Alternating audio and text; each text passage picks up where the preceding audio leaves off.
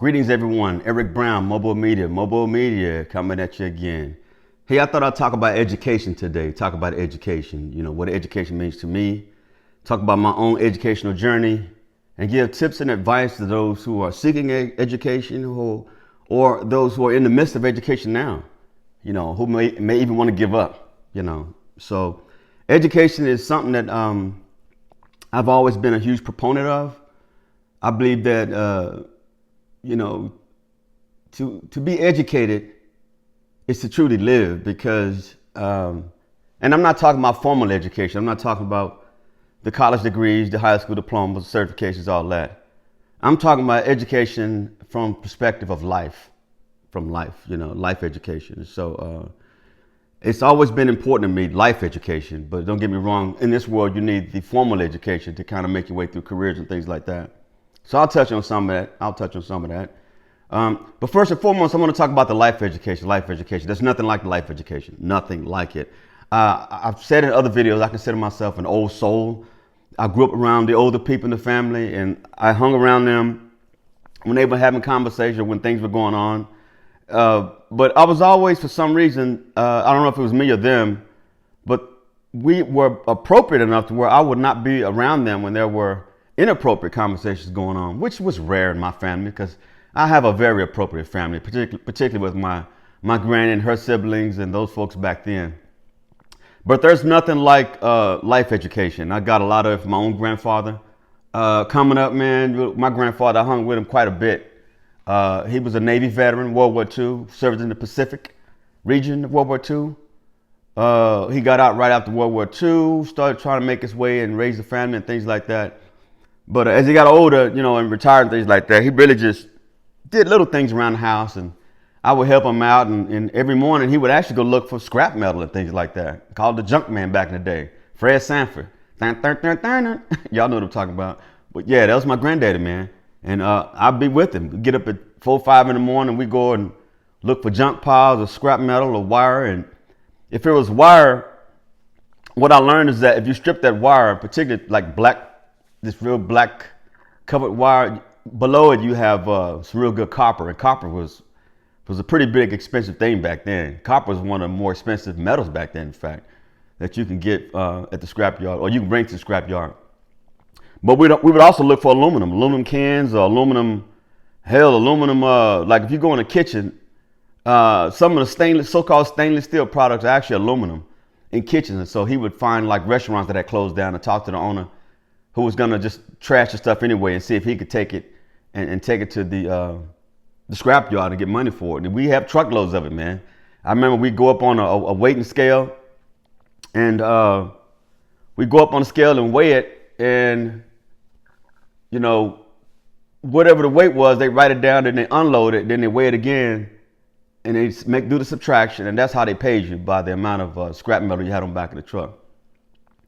But something like that taught me a lot. It taught me a lot. First of all, it taught me the benefits of hard work. It taught me the benefits of hard work.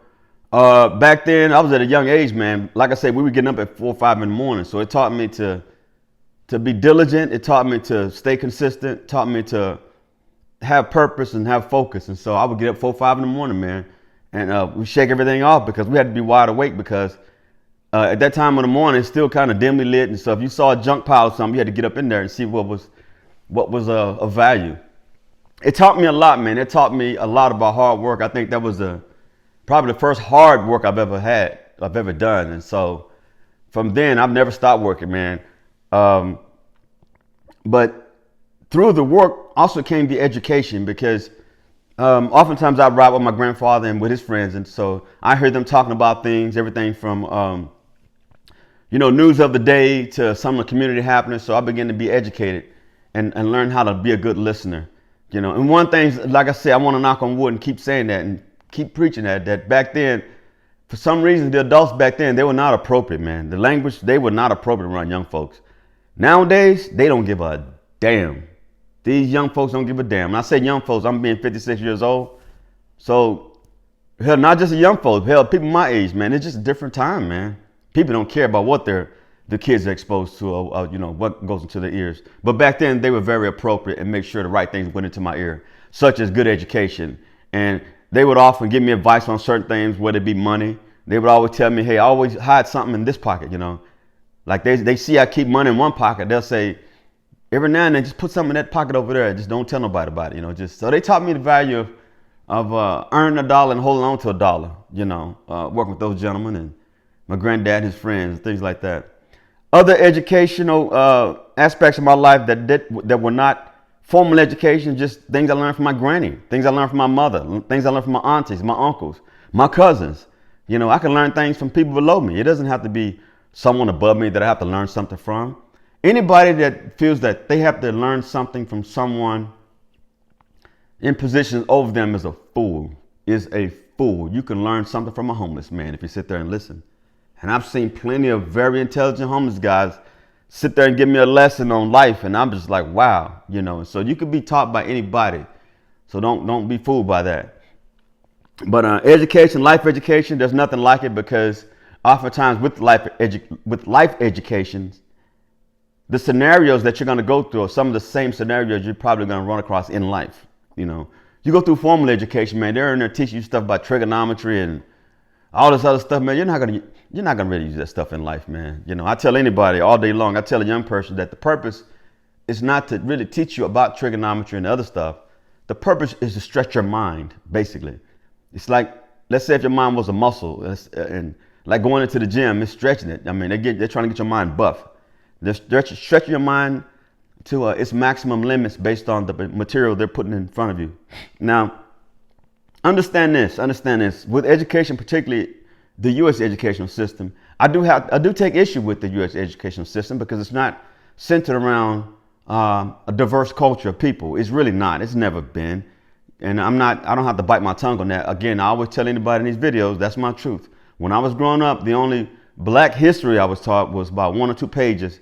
And most of it was about a guy who did a whole bunch of things with peanuts, And of course, with Dr. Martin Luther King, that was very quick, probably a line in that, just the date of the actual assassination. But the rest of it, they taught me more about the American Indian than they did my own people, and obviously white people. So I didn't get a lot of education on myself. And today I understand why, because if I'm educated on myself, then I realize that my history didn't just start with slavery. It didn't start with slavery. And so that's something that, unfortunately, a lot of ill-willed people want. That's their goal, is to make you think that you were less than when in all this time you were more than. And I don't say more than the next person. You were more than what they're portraying you to be now, is what I'm getting at. So we are people that have never said that we're above anyone else. But all we wanted was a fair shake and a fair shot. And so with the life education, I also learned that oftentimes you're not going to get a fair shake and a fair shot. You're going to have to find a way to get the fair shake and the fair shot. And that's kind of how I navigated my way through life. But education was a huge part of it, because like I said, the things I was exposed to at a young age, I look back and leaned on some of those things. And the way I felt a lot of times was even educational back then on certain things. So at some point in the military, my formal education journey began, believe it or not, Abilene, Texas. One day we're sitting in a break room, and a young white guy, still remember his name, Scott Nepper. And I never forget, he was considering going to a community college there, taking a couple of courses, because his wife had enrolled in some courses. So she was trying to pull him along. So I guess he was trying to pull me along, you know what I'm saying? And at first I was like, I don't know about that, because for me, I didn't know if I was ready for that type of commitment, because I didn't know what the commitment was, to be honest with you. It was a fear thing. So I ended up agreeing to signing up for a course, and that course was psychology, believe it or not. It was basic psychology course.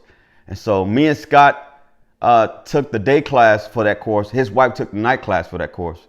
No, I take that back. We took the night class for the course because we had to do Air Force in the mornings, the daytime. So his wife was able to do it in the daytime. And the crazy thing is, I still remember Scott saying that, his wife would actually give him some of the answers to the test and things like that, which is cool. But I remember I never really took advantage of that. I never even asked for any of that stuff. I became intrigued with psychology. As soon as I started reading the first couple of pages, they start showing you the brain, the temporal lobes, and the frontal lobes, and all the different things that left brain, right brain, and it started to fascinate me. But really, what really started fascinating me is when what I started to read about psychology, and then what I started to see in people and trying to mesh the two, and that was like, wow, that was very fascinating, very fascinating. So from that course, man, I never stopped going to class. I never stopped going to class from that first course back in the early 90s, psychology, basic psychology at Cisco Junior College, Abilene, Texas. I never looked back. I ended up going and getting an associate's degree in aerospace ground equipment from the Air Force. I ended up getting an associate degree in mental health from the Air Force.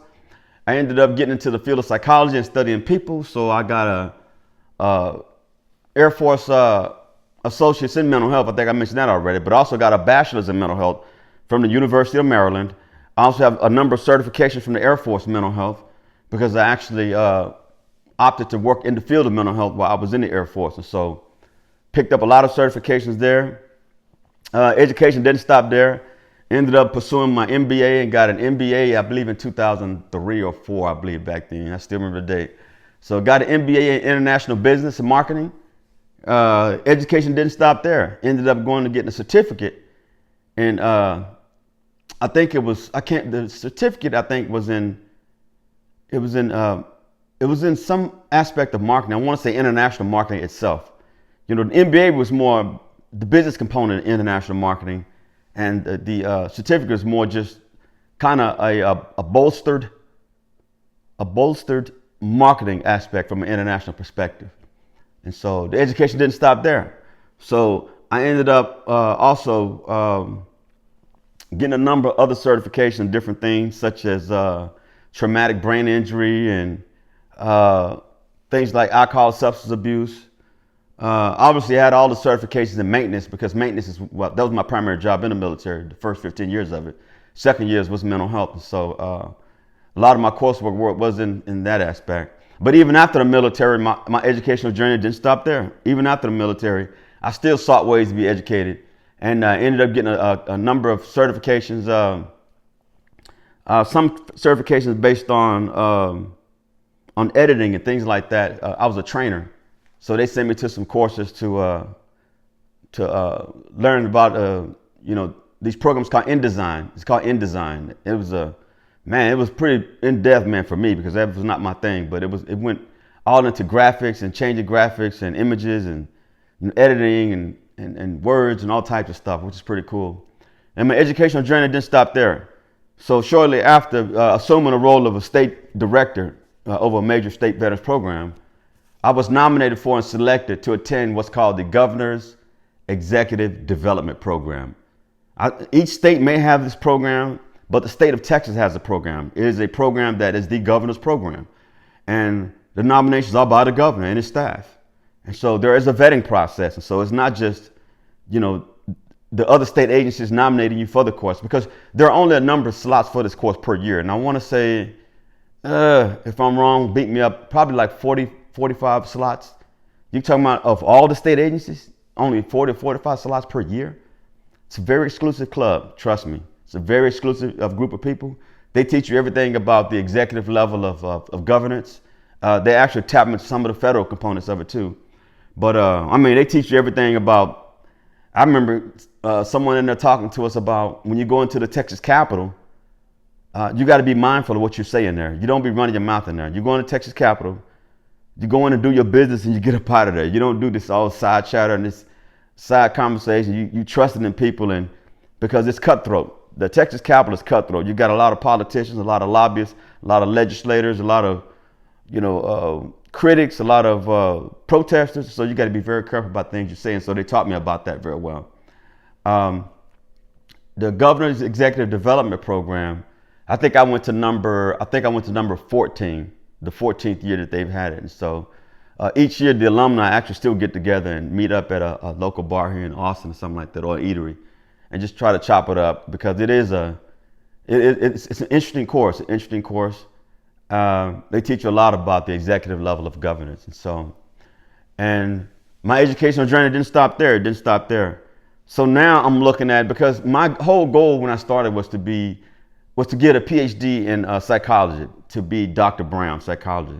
So I have made the decision to go ahead and go down that road, particularly because Texas, I have a benefit in Texas because I'm a retiree from Texas and a military person from Texas.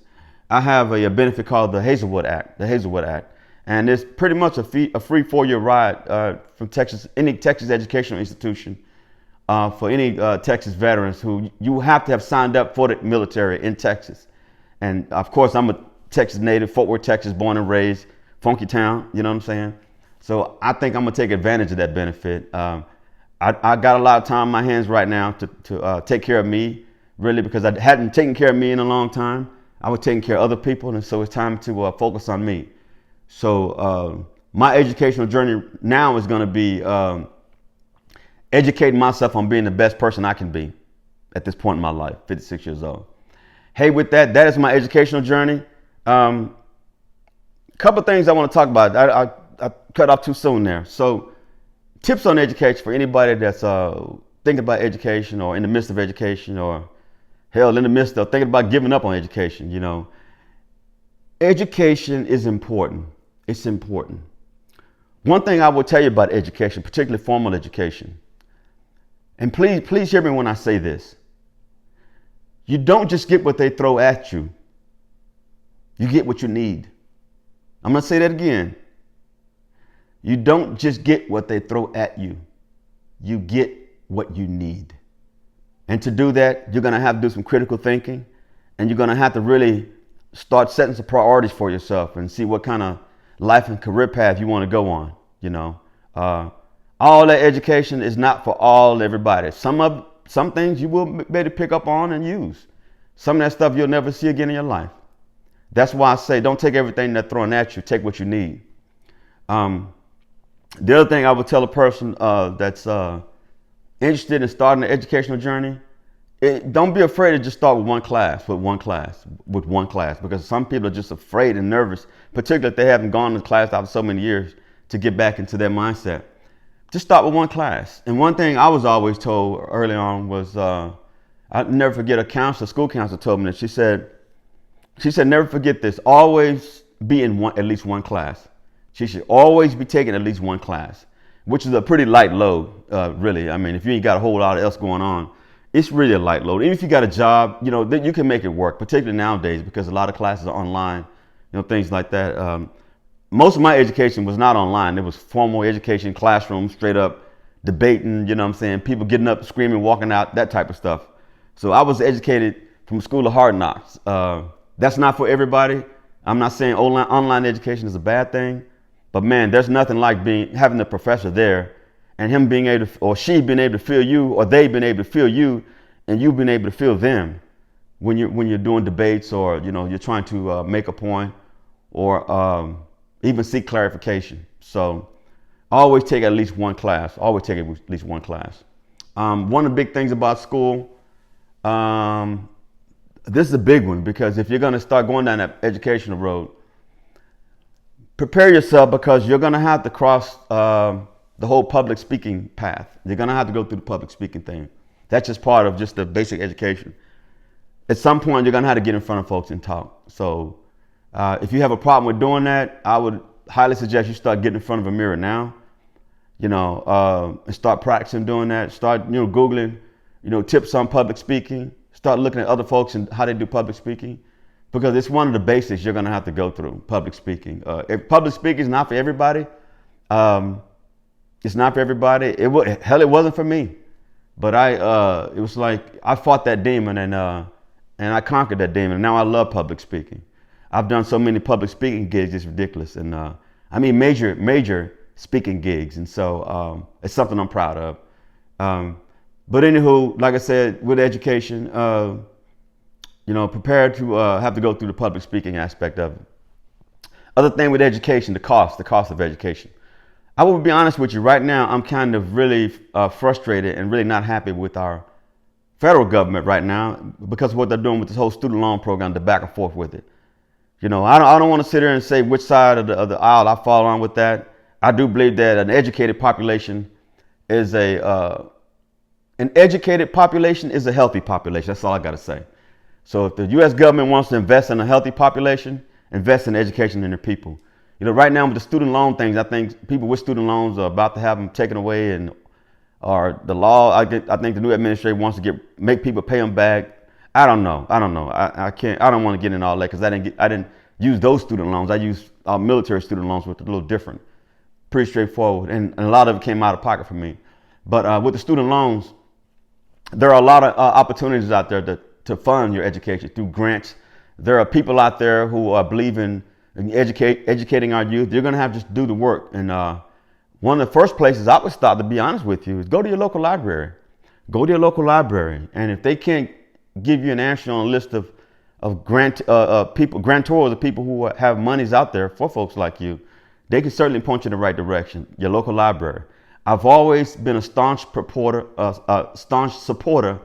of libraries. I've loved libraries my whole life. I used to spend a lot of time in libraries. I would get on the city bus to go to downtown Fort Worth to go to the library. Back then they had microfiche. I even got on the microfiche machine, to learn about the history of Fort Worth and different things like that. But the library is the only place you can get those type of resources. So library is a very resourceful place, particularly in terms of those folks being able to kind of point you in a direction of potential opportunities for higher education. One last thing about education I want to say, one last education I think I want to touch on. And this is my reality. This is my truth. After it's crazy because it wasn't until after probably around my probably 20s, I say 22, 23. It's when I realized the history of Black Americans as it pertains to the violence that was inflicted upon us when we tried to be educated, particularly as slaves. When I found out about this, it was just hard to comprehend. I can't even remember what I was thinking at the time when I did really come to grips with it. But from that time forward, I made damn sure that I continued to mash the gas pedal on education. I mean, I ran as fast as I could. And I want to continue running on education because if education was something that was so